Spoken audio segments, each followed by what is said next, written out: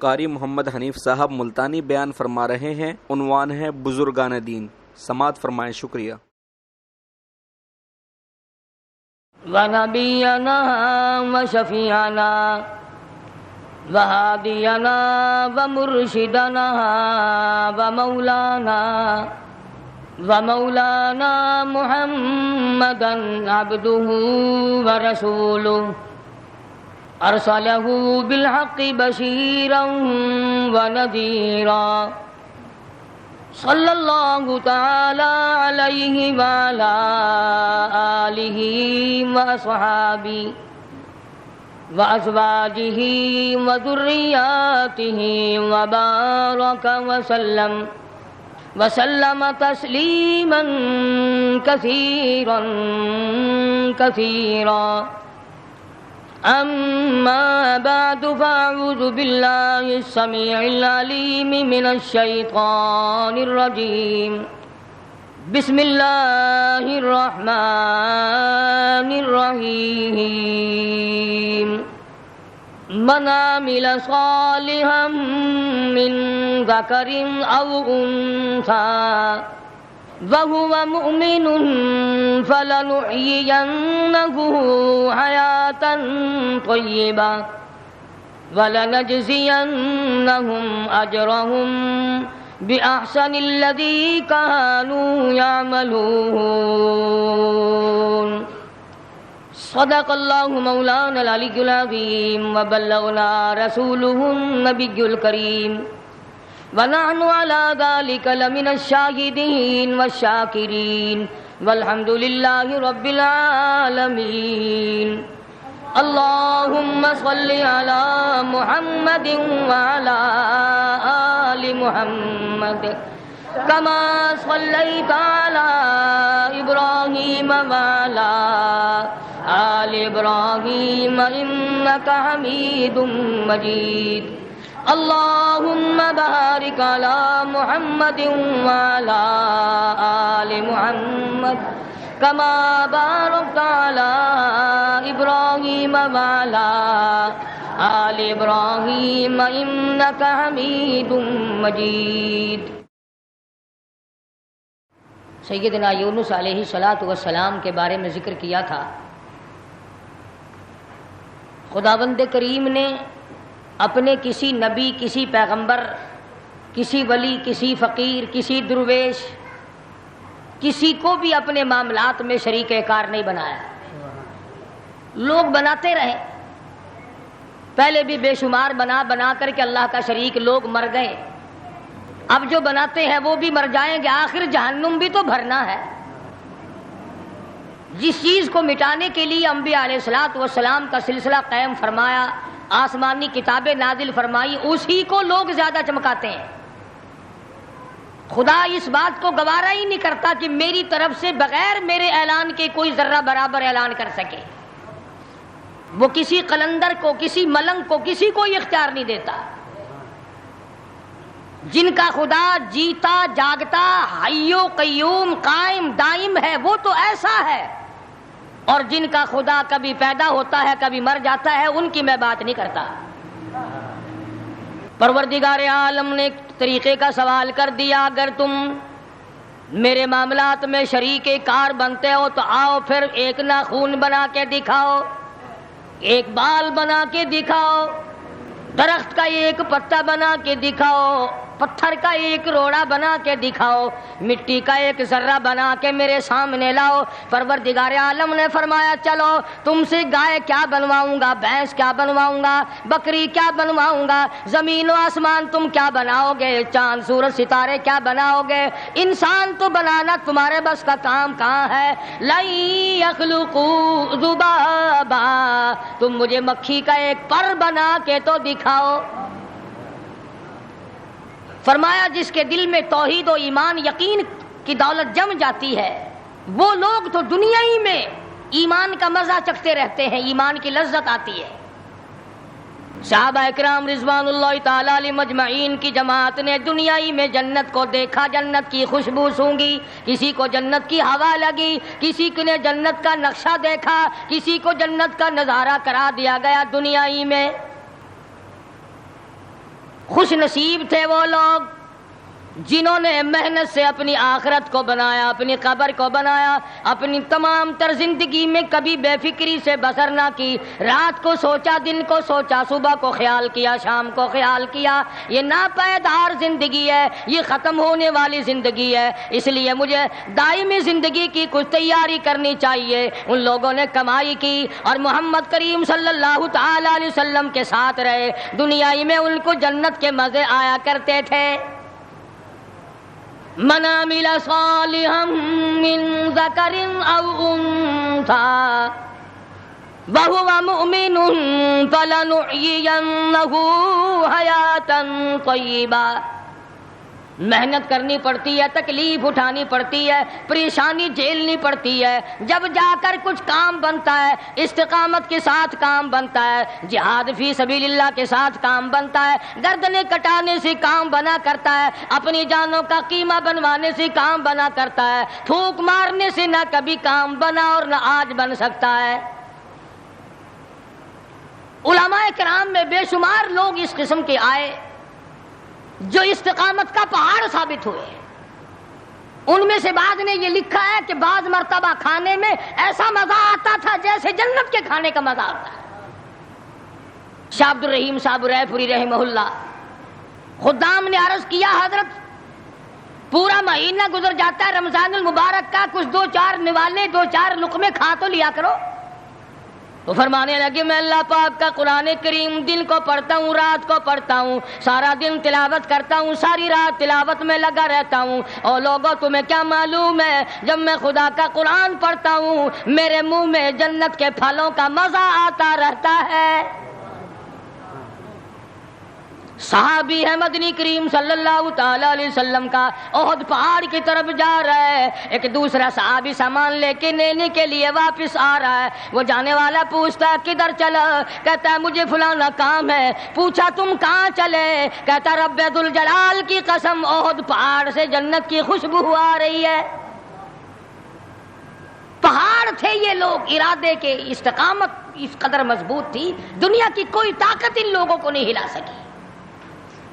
سید عطا اللہ شاہ صاحب بخاری رحمہ اللہ علماء اکرام کی پگڑی تھی، علماء کے آبرو تھے، شاہ صاحب علماء کی عزت تھی۔ امرتسر میں جلسہ کیا شاہ صاحب نے، اطلاع ملی بہار میں لوگوں نے حسین احمد مدنی کی پگڑی اتار کر جلا دی۔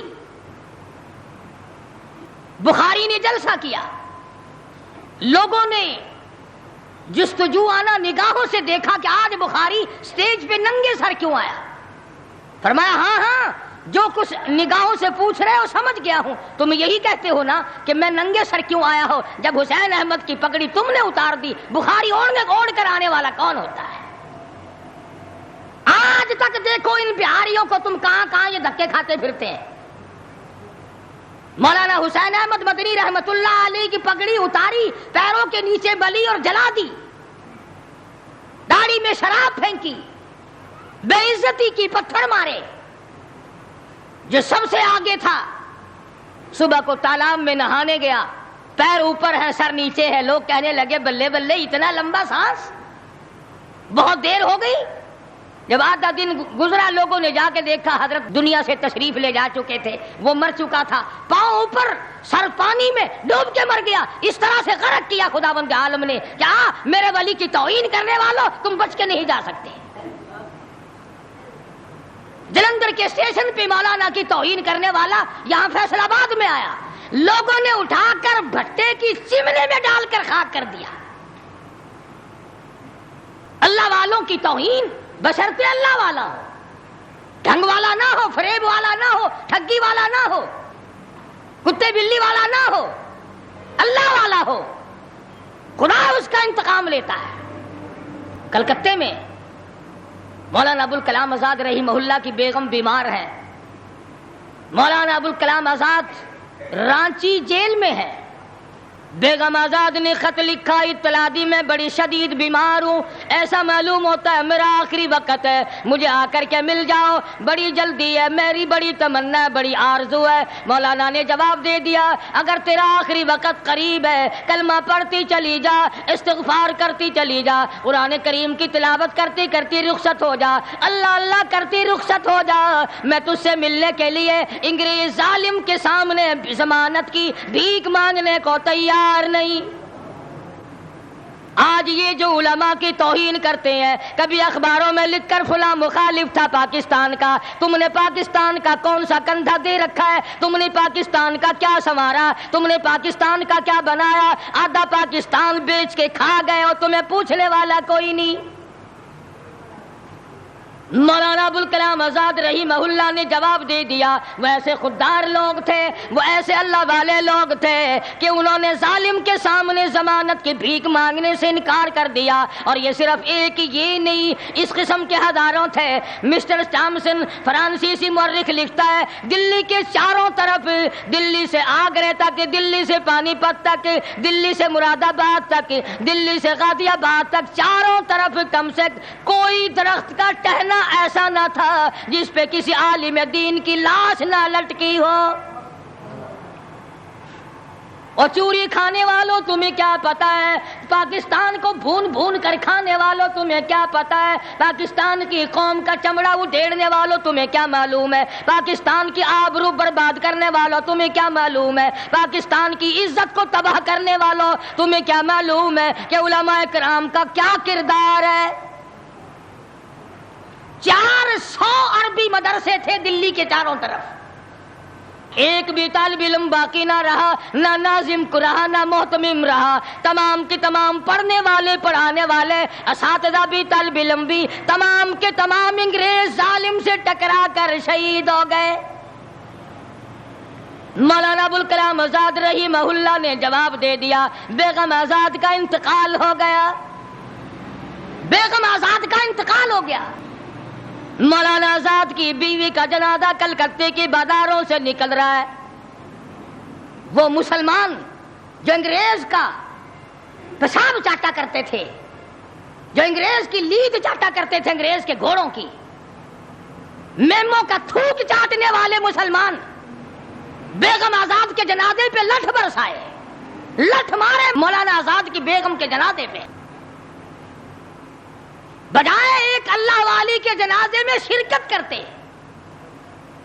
آج بھی یہ اخباروں والے کبھی کہتے ہیں ہندوستان میں مسلمانوں کے ساتھ یوں ہو رہا ہے، دیوبند میں یوں ہو، تم اپنی تو بات کرو، تمہارے یہاں کیا ہو رہا ہے؟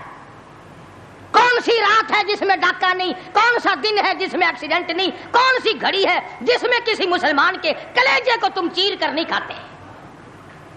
دوسروں کی باتیں کرتے ہو، اور تمہارے پاس پیسے حرام کے ہیں، تم اخبار پڑھے بغیر جی نہیں سکتے۔ اگر 5 روپے کا اخبار ہو جائے گا پھر بھی تم ناشتہ 50 حج کر لو، پھر بھی اخبار سے صبح انشاءاللہ ہوگی تیری۔ حاجی صاحب صبح قرآن پڑھا کر اخبار قبر میں کام نہیں آئے گا، نرا جھوٹ، نرا بکواس۔ کوئی ریڈیو کا سر پکڑے بیٹھا ہے، کوئی ساری رات ٹی وی کے سامنے مرے ہوئے کتے کی طرح پڑھ کے گزار دیتا ہے، دوسروں پہ تنقید، دوسروں کو بکواس۔ مولانا ابوالکلام آزاد رحمہ اللہ کی بیگم کا جنازہ گزر رہا ہے، لوگوں نے لٹھ مارے، مسلمانوں نے مارے، کلمہ گو نے مارے، مسلمانوں کی آل اولاد نے لٹھ چلایا۔ سید عطا اللہ شاہ صاحب بخاری رحمۃ اللہ علیہ کو پتہ چلا، تیسرے چوتھے دن تشریف لے گئے، بن بلائے گئے، وہاں جا کر کے لوگوں کو للکارا، فرمایا لوگوں تم نے اس عفیفہ کے جنازے پہ لٹھ چلایا، تم نے اس سیدہ کے جنازے پہ لٹھ چلایا جس کو بے نقاب تو کیا تم نے کبھی با نقاب بھی نہیں دیکھا۔ لیڈر کی بیوی تھی، عالم کی بیوی تھی، بہت بڑے سیاستدان کی بیوی تھی۔ کلکتے کے لوگوں نے مولانا ابوالکلام آزاد کی بیوی کو کبھی بغیر پردے تو کیا پردے میں بھی نہیں دیکھا۔ آج تو جب تک ساتھ لے کر بازار میں سے گزر نہ جاؤ اس وقت تک لیڈری نہیں چمکتی، کم سے کم پتہ تو چلنا چاہیے نا اس کے گھر میں مال کیسا ہے۔ اور اب تو بلکہ جب نکاح ہوتا ہے تو اسی وقت دلہے دلہن کا اخبار میں فوٹو آتا ہے کہ دلہا کس بھاؤ کا اور دلہن کس بھاؤ کی ہے. شرم نہیں آتی مسلمان کہلاتے ہوئے. ادھر کی بارات میں بھی حاجی, ادھر کی بارات میں بھی مسلمان اور نمازی. بھئی یہ کیا حرکتیں ہو؟ ارے بس لڑکے وڑکے ہیں نا, چھوکرے وکروں کے کام ہے یہ. کیا قیامت میں قبر میں گزارا ہو جائے گا یوں ہی؟ اللہ پوچھے گا کہ تم کیا کیا بدماشیاں کیا کرتے تھے؟ جی ہم تو بڑے نیک آدمی تھے, ہمارے لڑکے بڑے حرامی تھے, وہ یوں کیا کرتے تھے. کیسے کام چلنے لگا؟ سید عطا اللہ شاہ صاحب بخاری رحمت اللہ علیہ نے للکار کے کہا تم نے اس عفیفہ کی بے عزتی کی, توہین کی, سیدہ کی توہین کی, جس نے کبھی تم نے کبھی اس کو بے نقاب تو کیا با نقاب بھی نہیں دیکھا, برقعے کے ساتھ بھی نہیں دیکھا. فرمانے لگے میری نگاہ, میری نظر, میری آنکھ دیکھ رہی ہے کہ تمہاری لاشوں کو کلکتے کے بازاروں میں کتے گھسیٹ رہے. ہفتہ نہیں گزرا, 8 دن نہیں گزرے کہ ہندو مسلم فساد ہوا اور مسلمانوں کی لاشوں سے کلکتے کا بازار بھرا. جب مقابلے کا وقت آتا پھر نہیں یہ جاتے.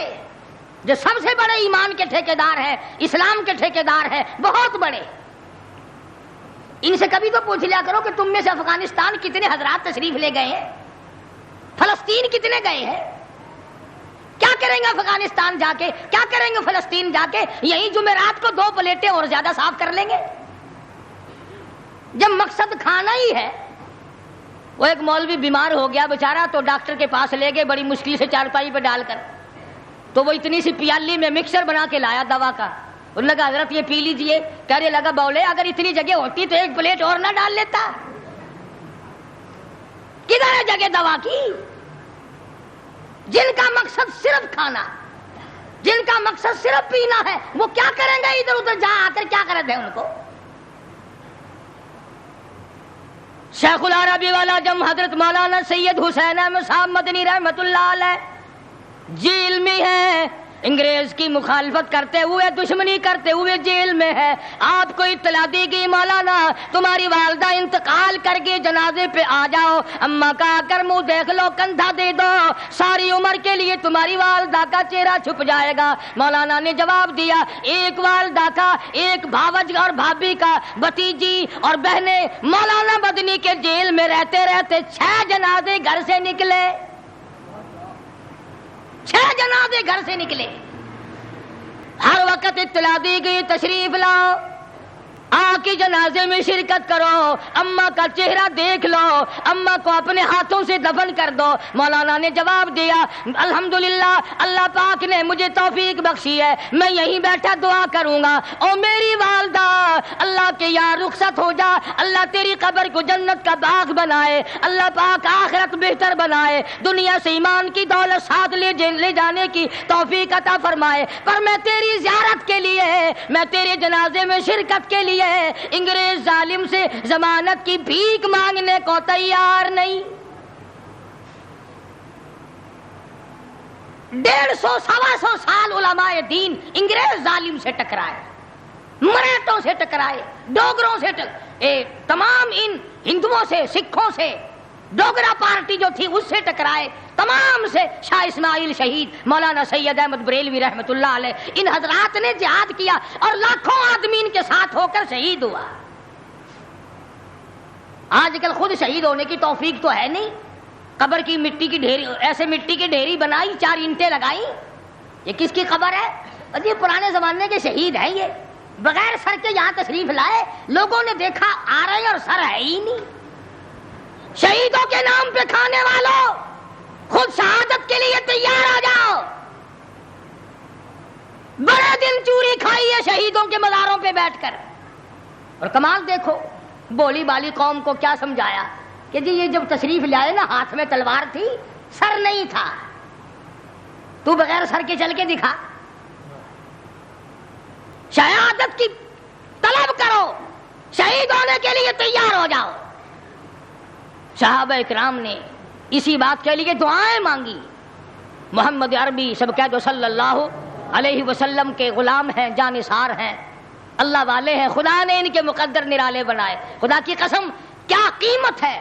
میں کہتا ہوں ساری جنت, ساری کائنات, زمین آسمان, سونا چاندی بادشاہ تخت و تاج ایک طرف رکھو، اور ایک طرف یہ نعمت ہے کہ صحابی نے اپنی آنکھ سے کالی کملی والے کے چہرے کا دیدار کیا ہے۔ تمام دنیا اور اس کی دولت، جنت اور حور و غلمان اور نہریں اور یاقوت، تمام کی تمام اس کے مقابلے میں ایک ہے جس کی آنکھ نے حضور کا دیدار کیا ہے۔ ان کو ایسا بنا دیا تھا، نگاہ نبوت نے وہ رنگا۔ دعا مانگ رہے ہیں دو صحابی، سبحان اللہ۔ ہم دعا مانگیں گے تو یہی مانگیں گے، یا اللہ بنگلہ دے دے، الہی فلانی عورت جو ہے فلمی ایکٹریس بڑی کام کی ہے، میری شادی اس سے ہو جائے، یہی دعا مانگیں گے نا۔ کنجریوں سے بیاہ کرانے کی پرنیجن دی شادی مانگیں گے نا، بنگلہ کار کوٹھی مانگیں گے، دولت مانگیں گے، سونا چاندی مانگیں گے، بے وفا چیزیں مانگیں گے۔ آؤ میں تمہیں بتلاؤں، محمد کریم صلی اللہ تعالی علیہ وسلم کے دو غلام دعا مانگ رہے۔ ایک کہنے لگا الہ العالمین، کل کفار سے مقابلہ ہوگا، مجھے توفیق عطا فرما، میں اس میں شریک ہوں، کئی کافروں کو میرے ہاتھوں سے قتل کرا اور پھر میں غازی بن کر اپنے گھر واپس آ جاؤں۔ دوسرا صحابی دعا کرتا ہے الہ العالمین، کل کافروں سے مقابلہ ہوگا، میدان فی سبیل اللہ گرم ہوگا۔ اللہ تبارک و تعالیٰ سے دعا کرتا ہے الہی کل جب کافروں سے میرا مقابلہ ہو، کئی کافر میرے ہاتھوں سے کٹ جائیں مر جائیں، پھر کئی کافروں کو میں قتل کر ڈالوں، پھر وہ مجھے قتل کر دیں، پھر وہ مجھے شہید کر دے، پھر وہ میرا ناک کاٹ لے، پھر وہ میری زبان کاٹ لے، پھر میرے لب کاٹ لے، پھر تیرے دربار میں جب میری پیشی ہو اور تو پوچھے دنیا سے کیا لایا، میں عرض کروں الہی اور تو کچھ نہیں، اتنی بات ہے جواب کس چیز سے دوں، تیری راہ میں زبان بھی کٹا دی۔ یہ دعائیں ہوتی تھی صحابہ کرام کی، اور مرد تو مرد رہے، عورتوں نے کمال کر دیا، یہی دعا مانگا کرتی تھی۔ حضور اکرم صلی اللہ علیہ وسلم نے ایک دن بڑی عاجزی سے دعا فرمائی، بڑی لمبی دعا فرمائی۔ ایک صحابیہ دیکھ رہی تھی، قریب آ کے عرض کرنے لگی یا رسول اللہ، فرمایا میں اپنے شہیدوں کے لیے جنت مانگ رہا تھا، فوراً عرض کرنے لگی یا رسول اللہ میرے لیے دعا کرو میں بھی شہید ہو جاؤں۔ عورت ذات ہو کر شہادت کی دعا منگوا رہی ہے حضور صلی اللہ علیہ وسلم سے۔ آپ نے دعا فرما دی۔ چنانچہ ایک جنگ میں خچر پہ سوار ہو کر جاتے جاتے گر کر گردن ٹوٹ گئی، شہادت کا درجہ مل گیا۔ عورتوں نے تمنا کی شہادت کی اور جہاد فی سبیل اللہ کی۔ آج ہم رسم و رواج کے مقابلے میں کچھ نہیں کر سکتے، ہتھیار ڈال دیے ہیں، بہن بیٹیوں کو منع نہیں کر سکتے، عورتوں کو رسم و رواج سے ہم نہیں ہٹا سکتے، اگر وہ بت پرستی قبر پرستی کریں تو ہم ان کو روک نہیں سکتے، ہم سائے کو نہیں سمجھا سکتے، قوم اور برادری کو نہیں سمجھا سکتے۔ ہم سے اچھے تو وہ بادشاہ لوگ تھے جنہوں نے اپنے اپنے وقت میں ان تمام چیزوں پر بڑا بڑا خرچ کیا اور اچھا خاصا قابو پایا۔ سلطان عالمگیر رحمت اللہ علیہ کے زمانے میں مشرکین کو ٹھکانہ نہیں ملا کرتا تھا۔ صحابہ کرام نے آخر کار اعلان کر دیا اخرج الیہود من جزیرۃ العرب، یہودیوں نکلو عرب سے، چلو دفع ہو جاؤ یہاں سے۔ قرآن نے کہا چلے جاؤ، حضور نے فرمایا نکل جاؤ یہاں سے۔ صحابہ کرام نے ان کی گردنیں مروڑی، ان کو وہاں سے نکالا۔ اور ہم یہودیوں کا کپڑا ہم کو بڑا پسند ہے۔ میں بڑا حیران ہوں، کئی مرتبہ سوچتا ہوں جتنے یہ مسلح حاجی صاحبان لوگ مکے مدینے سے لاتے ہیں، الحمدللہ یہ تمام کے تمام مسلح جرمنی اٹلی کے ابدالوں اور غوثوں کے ہاتھ کے بنے ہوئے ہیں سارے۔ جتنے مسلح ہم وہاں سے لاتے ہیں یہ اٹلی اور جرمن کے بنے ہوئے ہیں۔ مسلمانوں کو نہیں مسلح بنانے آتے؟ تمہیں چار چار شادیاں کرنی بڑی آ گئی، عورتوں کے پیچھے لگ کر تمام خاندان کا دولت کا ایمان کے بیڑا گرک کرنے کا بڑا پتہ چلا ہوا سب کو۔ یہ بڑے بڑے رومال تمام انگریز بناتے، یہودی بناتے، اور یہ پینے والی تمام شربت، یہ بوتلیں، یہ سب یہودی بناتے ہیں۔ دیکھ لو یہودیوں کی بوتلیں کتنی چل رہی ہیں، جب 96 کی تھی اس وقت اتنی نہیں بکتی تھی جتنی اب گاڑیوں میں 3 روپے کی زیادہ بکتی ہے. بالٹی لاتے لاتے تھک جاتا ہے وہ. یہودیوں کا پانی مزیدار, یہودیوں کے کپڑے مزیدار, اور یہودن اگر ہاتھ آ جائے پھر تو سبحان اللہ سبحان اللہ, کیا کہنا. مسلمان بڑا مرتا ہے یہودن کے پیچھے. تم کہہ رہے ہوگے کہ ہم نے تو کبھی, ہمارے تو ہاتھ ہی نہیں آئے کیا, تمہارا قابو ہی نہیں چلا. آج تخت و تاج تمہارے حوالے کر دے, تم اگلے دن اسرائیل کا دورہ رکھ دو گے کہ چلو 2-4 یہودنوں سے ملاقات کر کے آئیں گے. خمیر میں جب ہمارے غلط چیزیں پڑ گئی, مزاج بگڑ گیا, عادت بگڑ گئی, تباہی پھر گئی, بچے بگڑے, جوان بگڑے, بوڑھے بگڑ گئے. ادھر مسلمانوں کی ملاوٹ نے انگریزوں کو اچھا کہلوا دیا. جو چیز بناؤ گے غلط وہ آگے چلتی نہیں. تو میں عرض کر رہا تھا محمد کریم صلی اللہ تعالی علیہ وسلم نے وہ جماعت تیار کی جو مرنے سے کبھی نہ گھبرائے, جو مرنے کے بعد کی زندگی پہ زبردست امید رکھتے تھے. ان کا یقین کامل تھا اگر حق پہ موت آ گئی تو مزے آ جائیں گے, اگر حق پہ موت آ گئی تو قبر اچھی ہو جائے گی, حشر اچھا ہو جائے گا, تمام زندگی اچھی بن جائے گی. اور اگر حق پہ موت نہ آئی تو تباہی بربادی ہے. بے شمار اللہ والے اس قدر حق پرست تھے اور اس قدر علم کے پیچھے یہ لوگ لگے. مجدد الفسانی سرہندی رحمت اللہ علیہ کے پوتے کے بارے میں لکھا ہے کہ 70,000 حدیث پاک حضور کی زبانی یاد تھی مجدد صاحب کے پوتے کو. ان اللہ والوں نے ہر میدان میں اپنے آپ کو کامیاب کرایا. تو فرمایا من عمل صالحا من ذکر او انثى وهو مؤمن فلنحيينه حیاتا طیبہ. اپنی زندگی میں نیک عمل کرنے والوں مرد اور عورتوں جو کوئی اچھے کام کرتا ہے بس اوقات دنیائی میں اپنی زندگی میں ہی ایمان کا مزہ چکھنے لگ جاتا ہے. ایمان کا مزہ آتا ہے اس کو زندگی میں, دنیائی میں مزہ آتا ہے. امام ابو حنیفہ سب کہہ دو رحمت اللہ علیہ اتنی پاکیزہ ذہنیت رکھتے تھے, اتنا پاک ایمان رکھتے تھے, اتنا ادراک اللہ نے دیا تھا, اس قدر شعور بخشا تھا کہ غسل خانے میں اگر آدمی غسل کرے تو امام صاحب پانی کے نالی کے پانی کو دیکھ کر بتا دیا کرتے تھے کہ یہ غسل کرنے والا جائز کر کے غسل کر رہا ہے اور یہ زنا کر کے غسل کر رہا ہے. پانی کے قطروں کو دیکھ کر بتایا کرتے تھے. اب تم کہتے ہوگے ہیں اوروں کو عالم الغیب مانتا نہیں, امام ابو حنیفہ کو عالم الغیب مانتا ہے. کیسے پتا چل جاتا تھا؟ یہ سڑکوں پہ کتے مرے پڑے رہتے ہیں نا, اور ایک آدمی کو نظر نہیں آتا وہاں سے گزرے تو کیا بدبو آئے گی کہ نہیں؟ گندے نالے کے پاس سے گزرو, دکھائی تو کچھ نہیں دیا, بدبو آئی. کوڑا کرکٹ غلاظت پڑی ہے, بدبو آئی. جیسے تمہیں گند کی, پیشاب کی, سڑے ہوئے مردار کتے کی بو آتی ہے, اللہ والوں کو گناہ کی بو آتی ہے. اللہ والوں کو گناہ کی بو آتی ہے اور ان کی آنکھ بھی کام کر جاتی ہے. تو امام ابو حنیفہ رحمت اللہ علیہ نالی میں بہتا ہوا پانی دیکھ کر پہچان جاتے تھے کہ یہ غسل حرام کو خوری کر کے کر رہا ہے اور یہ غسل حلال کر کے کر رہا ہے. بلکہ یوں لکھا کتابوں میں کہ امام صاحب نے دعا مانگی, یا اللہ یہ کیا چیز ہے, تو مجھے لوگوں کے عیبوں پہ مطلع نہ کر, میرے سے یہ چیز سلب کر لے. دعا مانگی. یہ وہ اللہ والے لوگ تھے. اگر ہم کو ایسی چیز مل جائے تو اخبار میں چھپوائیں گے تاکہ زیادہ شہرت ہو اور زیادہ سے زیادہ لوگوں میں ہمارا چرچا ہو اور لوگوں کو یہ پتہ چل سکے کہ ہمارے مقابلے کا ولی کوئی نہیں. اللہ والوں کی بڑی عجیب عجیب باتیں نرالی نرالی. مولانا محمد یعقوب صاحب رحمت اللہ علیہ, مولانا اشرف علی تھانوی رحمت اللہ علیہ کے بھی استاد ہیں, بہت بڑے بزرگوں میں سے, دارالعلوم دیوبند کے اساتذہ میں سے ہیں. حدیث پاک پڑھا رہے تھے, پڑھاتے پڑھاتے یکدم اٹھ کر دیوبند کے بازار میں چلے گئے. حضرت پھر کبھی کبھی مجذوب آنا غلبہ ہو جاتا تھا, بازار میں دوڑتے جاتے ہیں, فرمانے لگے صدقہ کرو, صدقہ کرو, خیرات کرو, خیرات کرو, خیرات کرو.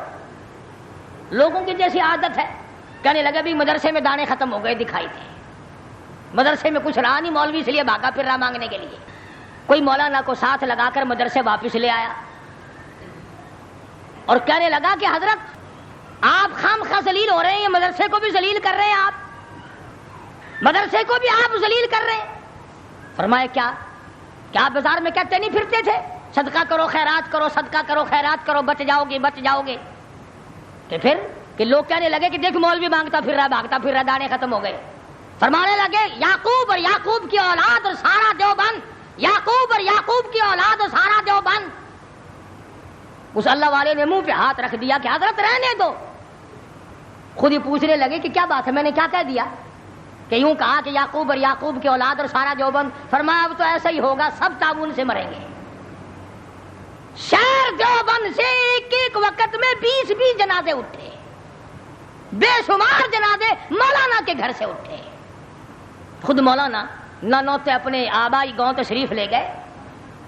مغرب کی نماز کا وضو فرمایا تو یوں آسمان کی طرف فرمانے لگے بلاوا تو کئی دن پہلے تھا، آج تک نہیں آیا، کیا ہوا؟ بس نماز پڑھی اور اللہ کو پیارے ہو گئے. میں یہ عرض کر رہا تھا کہ یہ لوگ علم غیب نہیں جانتے تھے، یہ لوگ کسی کا سامنے دعویٰ نہیں کیا کرتے تھے. اللہ پاک ایمانی قوت سے، ایمانی حلاوت اور ایمانی لذت اور ایمان کا جو آئینہ ہے اس سے ان چیزوں کو یہ باتیں چیزیں معلوم ہو جاتی تھی، اور یہ حتمی اور قطعی چیزیں نہیں ہیں. تو فرمایا من عمل صالحا من ذکر او انثى وهو مؤمن فلنحيينه حیاتا طیبا. نیک کام کرنے والے مرد ہو یا عورتیں ہو، کوئی بھی ہو، وَهُوَ مُؤْمِنٌ، وہ ایمان کا مزہ، ایمان کی لذت، فَلَنُحْيِيَنَّهُ حَيَاةً طَيِّبَةً، ہم ان کو دنیائی میں مزہ چکھا دیتے ہیں. وَلَنَجْزِيَنَّهُمْ أَجْرَهُمْ بِأَحْسَنِ الَّذِي كَانُوا يَعْمَلُونَ. اللہ پاک فرماتے ہیں ہم نے کام کرنے والوں کو یوں ہی اجر دیا کرتے ہیں، یوں ہی بدلہ دیا کرتے ہیں. اس سے یہ بات ثابت نہ کر لینا کہ بزرگان دین کو ان کی قبروں پہ جو کچھ ہوتا ہے سب کچھ وہ پتہ لگا لیتے ہیں. کیسے لگا لیں گے؟ ان کو کیا علم؟ اگر ان کو پتہ چل جائے تو وہ ناجائز خرافات اور محمد عربی صلی اللہ علیہ وسلم کے فرمان کے خلاف جو کچھ وہاں ہوتا ہے وہ اس کو کبھی بھی برداشت نہ کریں، وہ اس کو کبھی بھی اپنی قبر کے نزدیک نہ ہونے دیں. قرآن کریم نے آگے چل کر کے سمجھایا ہے کہ حرام و حلال کی تمیز جب آدمی کرتا ہے تو ایمان کی لذت اس کو دنیا ہی میں ملتی ہے. کھانا بتا دیتا ہے کہ میں حرام کا ہوں میں حلال کا ہوں، اس کی لذت بتاتی ہے، اس کی کیفیت بتا دیتی ہے. بلکہ ایک بزرگ فرماتے ہیں کہ اگر مجھ سے کوئی گناہ ہو جائے تو مجھے تو میرا گھوڑا بتا دیتا ہے کہ مجھ سے گناہ ہوا. کسی دوسرے نے پوچھا کہ اچھا تیرے گھوڑے کو کیسے پتا چلتا ہے، تیرے گھوڑے کو کیسے پتا چلتا ہے کہ تیرے سے گناہ ہو گیا؟ کہنے لگا میں دائیں طرف موڑتا ہوں، میرا گھوڑا بائیں طرف مڑتا ہے، میں سمجھ جاتا ہوں کہ میں نے بڑے مالک کی نافرمانی کی ہے، یہ چھوٹے مالک کی نافرمانی کر رہا ہے. میں یہاں سے اندازہ لگاتا. اور ایک اور بزرگ فرماتے ہیں کہ حرام کا لقمہ جب میرے منہ میں کبھی اگر گیا، جب تک قے نہ ہوئی چین نہ آئی. مولانا مظفر حسین کاندھلی رحمۃ اللہ علیہ کے حلق کو علماء اور اللہ والے کسوٹی اور پرپرکھ کے طور پر استعمال کیا کرتے تھے. تو کیا بعید ہے اللہ تبارک و تعالیٰ جل شانہ اگر یہ سعادت ہمیں بھی نصیب فرما دیں، بشرطے کہ کلمے والی زندگی بناؤ، ایمان والی زندگی بناؤ، استقامت والی زندگی بناؤ، اللہ والوں کی جو زندگی تھی وہ آئینہ اپنے اندر پیدا کرو، اور محمد کریم صلی اللہ علیہ وسلم کے فرمان کے مطابق کم سے کم کوشش تو کرو. کھانا حضور کے فرمان کے مطابق ہو، پینا حضور کی سنت کے مطابق ہو جائے، پہننا حضور کی سنت کے مطابق ہو جائے. یہ طریقہ نہیں کہ 8 دن تک یہودیوں کے طرز پہ کھاؤ، یہودیوں کے طرز پہ پہنو، عیسائیوں کے طرز پہ زندگی گزارو، اور جمعے کے دن 2 گھڑی آ کر کے تم سمجھو کہ سارا بیڑا پار ہی پار ہے. تو ایسا بڑا مشکل ہے. اللہ کی رحمت سے تو بعید نہیں، میں انکار نہیں کرتا. اللہ پاک کی رحمت سے بعید نہیں، وہ بڑا ارحم الراحمین ہے، وہ بڑا کریم ہے، وہ بہت بڑا غفار الذنوب ہے، بندوں کے عیبوں پہ پردے ڈالنے والا ہے. مگر لوگوں یہ تو بتاؤ اگر اس نے پکڑ لیا تو پھر چھڑانے والا بھی کون ہے؟ یہ چیز بھی تو ساتھ ساتھ ہے. کیا اس کے اندر پکڑنے کا مادہ نہیں، طاقت اور قوت نہیں؟ اور ہم یہ سمجھتے ہیں کہ یہ قوت اللہ کے پاس ہے ہی نہیں. بس ایک ہی قوت ہے معاف کرنے والی, غیظ و غضب والی قوت ہے ہی نہیں. فرمایا واللہ عزیز ذو انتقام, اگر میں پکڑنے پہ آ جاؤں تو مجھ سے بڑا بدلہ لینے والا کوئی نہیں. ان بطش ربک لشدید, مجھ سے بڑی پکڑ کسی کی نہیں, مجھ سے زیادہ عذاب کوئی نہیں دے سکتا. خدا خود کہتا ہے کہ اگر میں عذاب دینے پہ آؤں تو مجھ سے زیادہ عذاب کوئی نہیں دے سکے گا.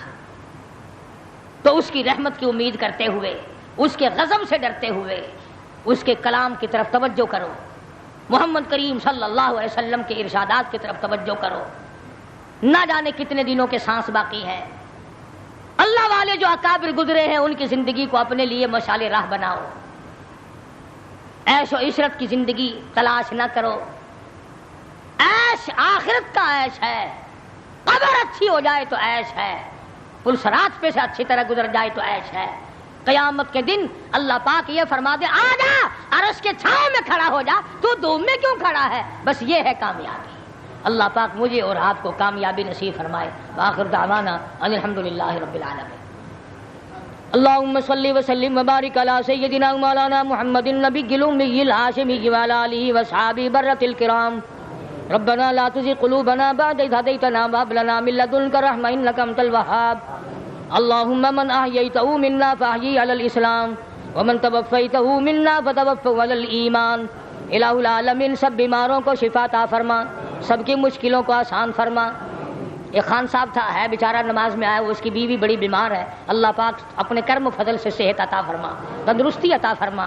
یا اللہ سب کے دکھ دردوں کو دور فرما, سب کی پریشانیوں کو دور فرما, سب کی تلخیوں کو راحتوں سے بدل دے. الہی بے اولاد کو اولاد عطا فرما. یہ عبد الرحمان ہمارا بچہ ہے, دعا کرو اللہ پاک اس کی جھولی بھر دے. اللہ پاک نیک تمنائیں پوری فرما دے. جتنے حاجی حج کے لیے جا رہے ہیں اللہ پاک سب حاجیوں کی دعاؤں میں ہمارا حصہ بنا دے. یا اللہ ارکان حج صحیح ادا کرنے کی توفیق عطا فرما. پروردگار عالم ہمیں اور ہماری اولاد کو نیک اور نمازی بنا. یا اللہ ہم سب کے والدین کی بخشش فرما, تمام مسلمانوں کی مغفرت فرما. کراچی لسبیلا میں ایک ساتھی ابھی چند دن ہوئے, ہم نام تھا محمد حنیف, بیچارہ انتقال کر گیا. اللہ تعالیٰ مرحوم کو جنت الفردوس میں جگہ عطا فرمائے. پروردگار عالم تمام مسلمانوں کی قبروں کو جنت کا باغ بنائے. یا اللہ تمام مسلمانوں کے کاروبار میں برکت عطا فرما, روزی رزق میں برکت عطا فرما. یا اللہ ہم سب کی عزت آبرو اور ایمان کی حفاظت فرما, ایمان اور کلمے والی موت عطا فرما, عزت اور آبرو والی موت عطا فرما. یا اللہ قبر حشر اچھا کر دے. یا اللہ تیری رضا نصیب ہو جائے. الہی اخلاص کی دولت سے مالا مال فرما. یا اللہ مکر و فریب سے بچا, دجل اور فریب سے بچا, ٹھگی اور نفاق سے بچا. الہ العالمین حضور صلی اللہ علیہ وسلم کی عظمت محبت غلامی نصیب فرما. الہ العالمین سرکار مدینہ کا ہر میدان میں غلام بنا. الہ العالمین موت مدینے کی عطا فرما, موت شہادت کی عطا فرما, دفن مدینے کا عطا فرما.